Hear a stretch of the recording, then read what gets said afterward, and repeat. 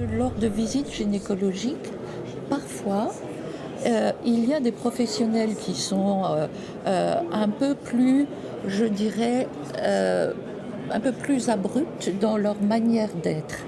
Et je crois que c'est pas du tout intentionnel de leur part, c'est leur manière de faire. Et puis la femme, quand elle va faire un examen gynécologique, est dans une position pas très agréable pour elle.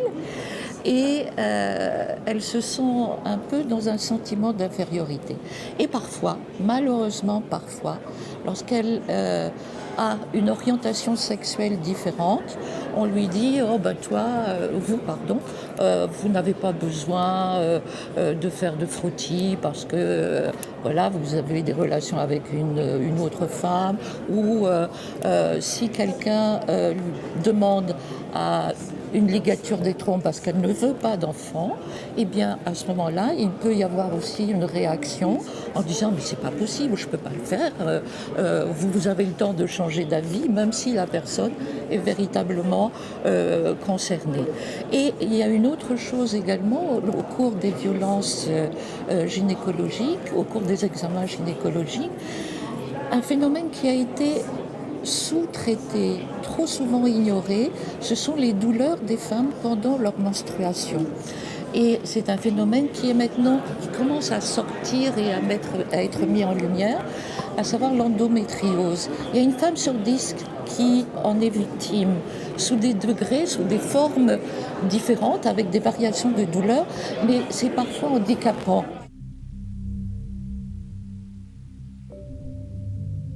L'OMS avait déjà interdit des actes, avait déjà interdit l'expression corporelle, l'expression abdominale. Vous savez, quand on appuie sur le ventre pour faire sortir le bébé, avait interdit l'épisiotomie pas nécessaire, avait demandé à ce que chaque femme soit prévenue des actes qu'on allait faire et qu'elle donne son consentement.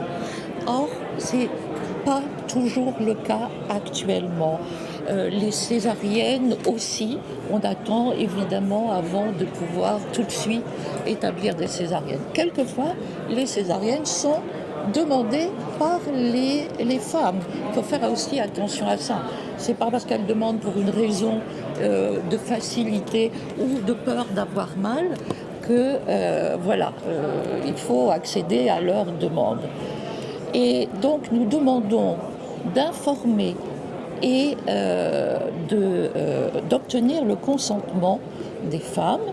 Nous demandons à ce que soient véritablement arrêtées toutes ces épisiotomies inutiles. Et d'ailleurs, la France, je parle de la France parce que je le connais le mieux, mais également dans d'autres pays, ils ont diminué le taux d'épisiotomie et cette expression abdominale également.